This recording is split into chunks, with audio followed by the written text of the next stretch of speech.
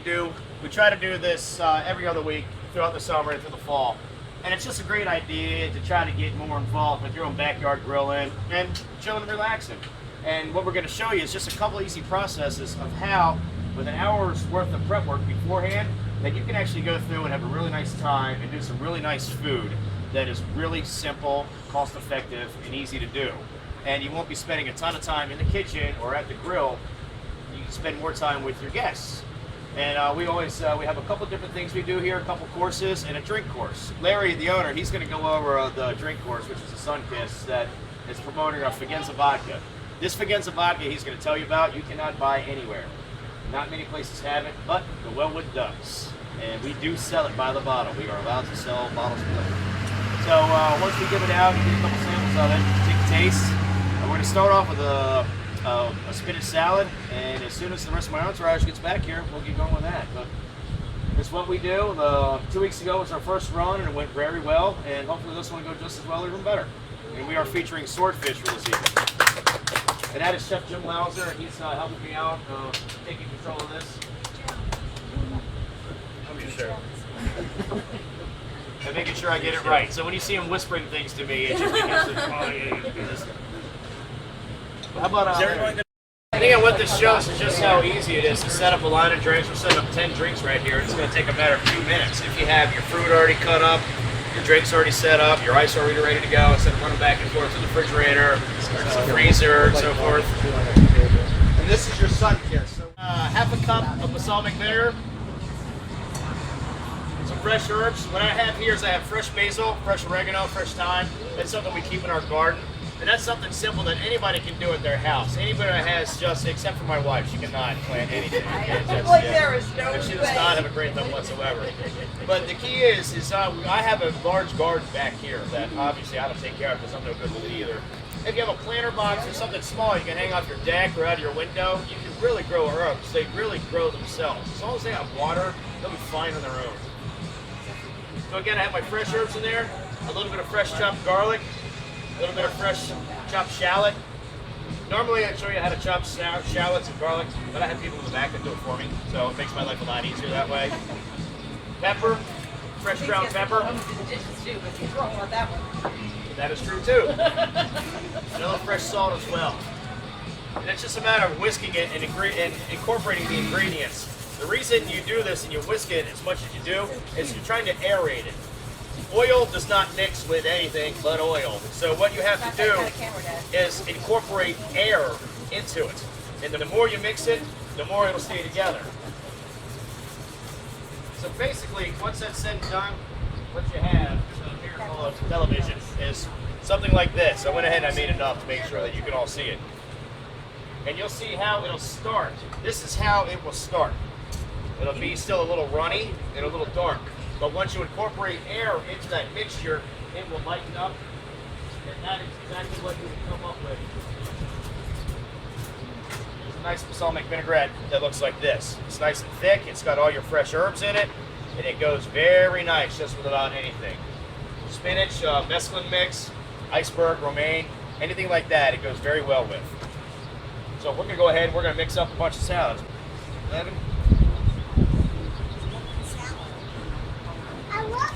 And we're serving ours with toasted pecans. Toasted pecans, I thought about going through and showing the process of trying to toast them, but it can be kind of an arduous process of candying these pecans, which it's hit or miss.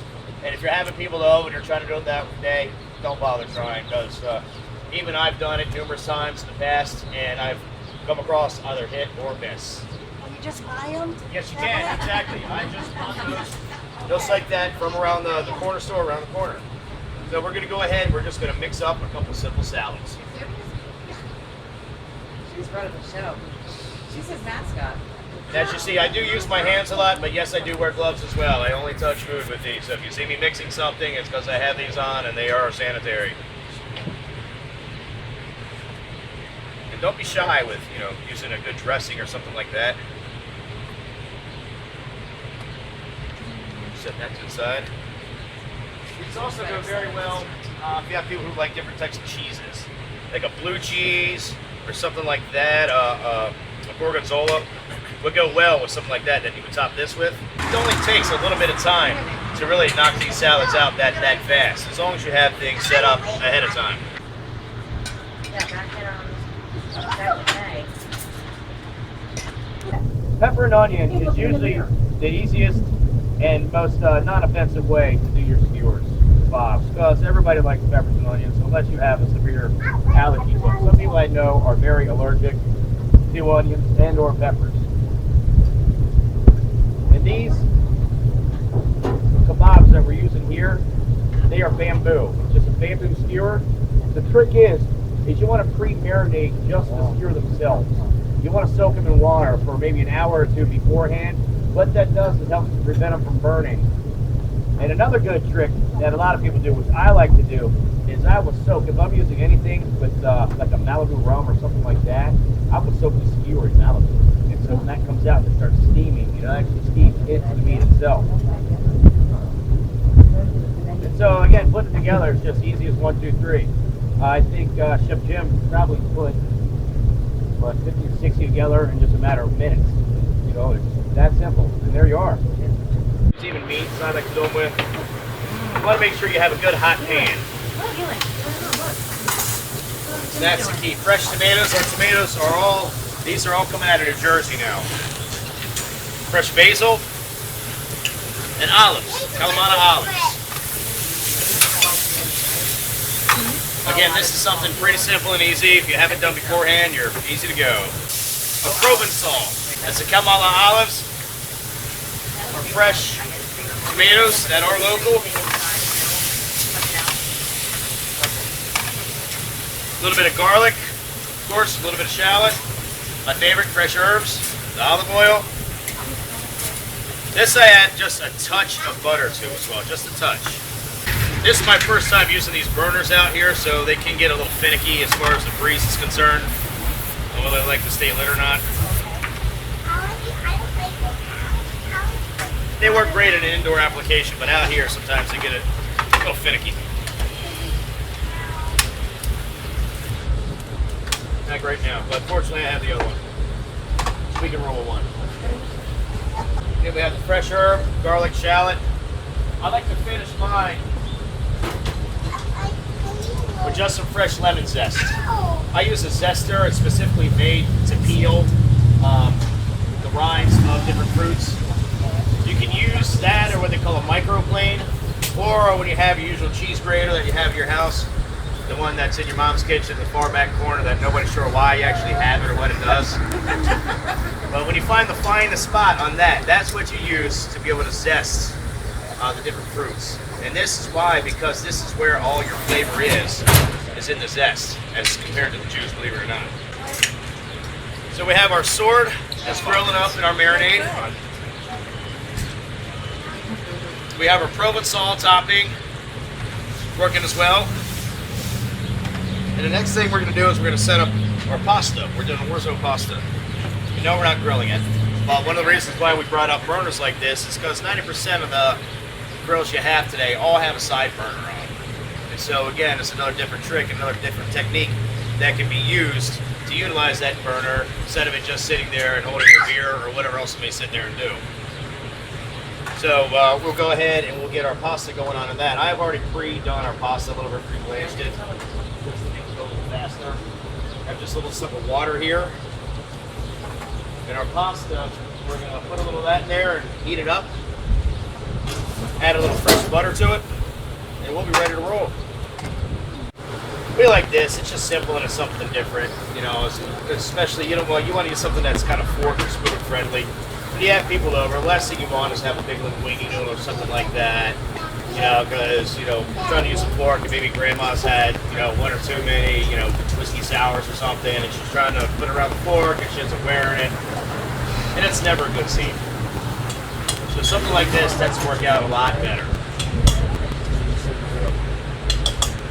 And again, the pasta you can pre-cook in advance. You can pre-cook it and chill it right away just by running it under cold water, and it comes out just fine.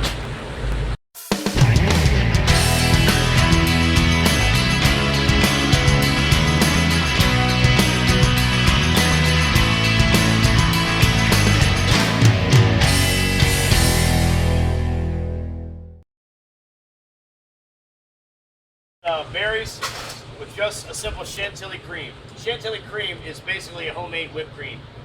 And again, this is something with a little preparation beforehand is something very easy that you can accomplish on your own, even for large groups or small groups of people. Careful, Unfortunately, my helper, Chef Louser, has gone inside because apparently they are pretty busy. So I'm going to do my best to drag this out so I don't have to go back in that kitchen. Take your time, baby. Take your time. Anyways, the key with doing berries is knowing where they're coming from, their freshness, the quality. Because if you're going to do them, you're not going to pay. These are not cheap. And you're going to pay a decent amount of money. So you want to make sure they look good, that they're not bruised, that there's no discoloration, there's no little fur growing around on the inside of them, which sometimes does happen, which is just a natural occurring process. It won't kill you, it just kind of looks unpleasant. Now for the whipped cream, or chantilly cream I should say, pardon me. We are starting out about 1.5 quarts, 2 quarts of plain heavy cream. What I have here is I have a bowl with ice in it, and I have another bowl that's in it that we're actually pouring the product in itself. Let that, our sugar, and we also have a little bit of powdered sugar. It's a real simple process. Normally, what you would do is sit there and take a whip it, or if you have a KitchenAid, you can whip it that way. But thank God for modern science, we got an immersion blender, a blender on a stick. Any household kitchen needs one of these. You'd be surprised how much you will actually use this piece of equipment. You can make daiquiris with it. Can we get one? Yes, we can. Plug it in. You can make anything you want with this thing that you would do with a blender or a food processor or anything of that nature. It's perfect for it. So instead of getting out the beater, you could use it for like when you're mixing brownies and stuff like that? Oh, this is the lazy way, because then you just kind of run it under the faucet and wipe it all down. That's what I was It's hoping perfect. for, because anytime we try to make it, the beater's And if you can see the front of it, it just has a simple blade on it. When you get the bigger ones, we call them outboard motors. They make them to where they're honestly about 4 feet long when you're doing large stocks and stuff. And it's just that simple. Sounds like a drill. And it sounds just like a, if you're familiar with a jet ski, it sounds just like a jet ski. And this one I wish I had a mirror that you could actually see just holding it in there in place, and it will sit there and incorporate enough air and it'll whip it right into whipped cream real simply. Here we're looking for freshness and quality. Anybody can get Cool Whip. Yes, Cool Whip, I'm an advocate of Cool Whip, I love Cool Whip. But this comes out even better, and you don't have to worry about any types of chemicals that could be in the whipped creams that you buy, things they use as stabilizers. This is just, all it is heavy cream, sugar. That's it. That's all we're doing. And with this, it's, again, I wish you could see how just easy it is how to thicken this yourself. Food processors work great. Mixers, KitchenAid, they're great. I do not recommend, the little hand beater ones like that, because the moving around like that much movement, you will wear it. And everybody else around you will wear it. Trust me. I've done that many times. Corbin, do me a favor, bud. What I want you to do is just dump half the strawberries in there and dump all the rest of the berries in there. Just do it gently so it don't bruise.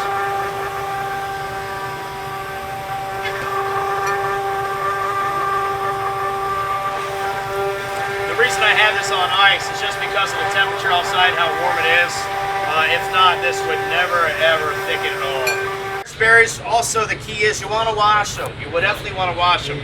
Be gentle when you wash them, because they will bruise very easy. And once they're bruised, they're fine. They just don't look as good as they should.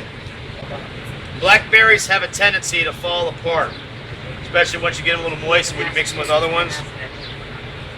So if they start to break up on you, that's still no problem. It's just one of the ways that they're made. And just a touch of fresh mint, and you got yourself a nice, real simple, easy dessert.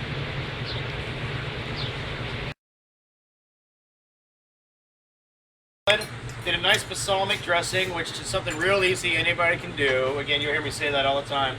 With the pecans, roasted peppers, and those fresh tomatoes. We went into the grilled swordfish kebabs, showed you how simple and easy they are to make and produce.